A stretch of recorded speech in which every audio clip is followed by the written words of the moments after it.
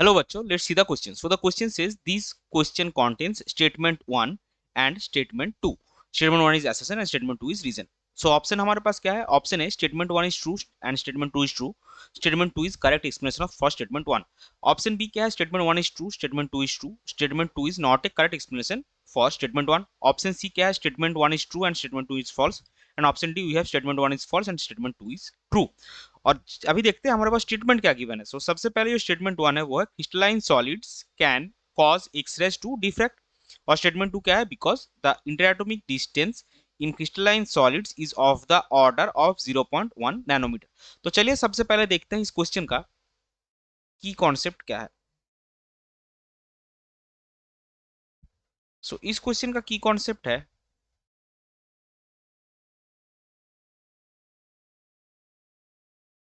X ray diffraction. अभी देखिए x ray diffraction कैसे होता है, हम सबसे पहले उसका एक डायग्राम देखेंगे। सो ये जो डायग्राम आप देख रहे हैं यहाँ पे देखिए, ये वाला जो आपका येलो लाइन है ये आपका है एक्सरे, और इसको आप पास किसके ऊपर कर रहे हैं? एक क्रिस्टल के ऊपर। सो ये क्या करेगा, अगर आप एक फोटोग्राफिक फिल्म यहाँ पे लेंगे,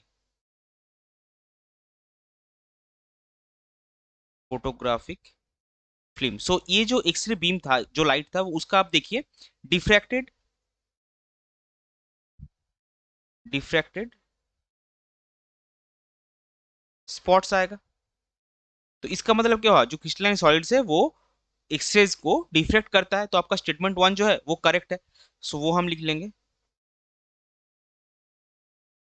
क्रिस्टलाइन सॉलिड्स कैन कॉज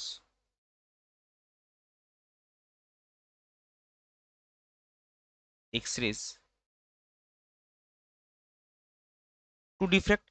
और ये जो डिफ्रैक्शन होता है इसके रीजन क्या है? जो सॉलिड है उनके स्पेसिंग बहुत टाइट होता है, यानी कि मतलब जो सॉलिड्स के लेयर्स है वो लेयर्स के बीच में लेयर्स के लिए ही एक्सरे का जो लेयर स्ट्रक्चर है उसके लिए एक्सरे डिफ्रैक्ट होता है। और आपको पता है कि सॉलिड का स्ट्रक्चर बहुत कॉम्पैक्ट होता है, और ये जो लेयरिंग का जो ऑर्डर है वो आपका क्या है?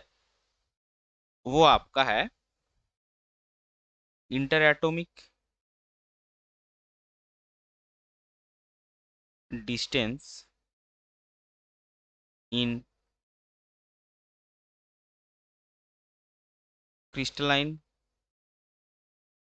Solids is of the order of 0.1 nanometre, यानी कि 0.1 नैनोमीटर मतलब 1 नैनोमीटर भी नहीं, उसका भी 1/10। सो बहुत ही छोटा है। सो वो क्या है, हमारा स्टेटमेंट टू है। सो स्टेटमेंट वन भी आपका करेक्ट है और स्टेटमेंट टू भी करेक्ट है। और ये जो इंटरएटॉमिक डिस्टेंस इतना कम है, इसी के लिए ही एक्सरे जो क्रिस्टलाइन सॉलिड है उसमें एक्सरे डिफ्रैक्ट करता है। सो स्टेटमेंट टू जो है वो आपका स्टेटमेंट वन का करेक्ट एक्सप्लेनेशन है। सो इस क्वेश्चन के लिए आपका करेक्ट फाइनल आंसर हो जाएगा option A, that is statement one is true, statement two is true and statement two is a correct explanation for statement 1. I hope you understood it well. Best of luck. Thank you.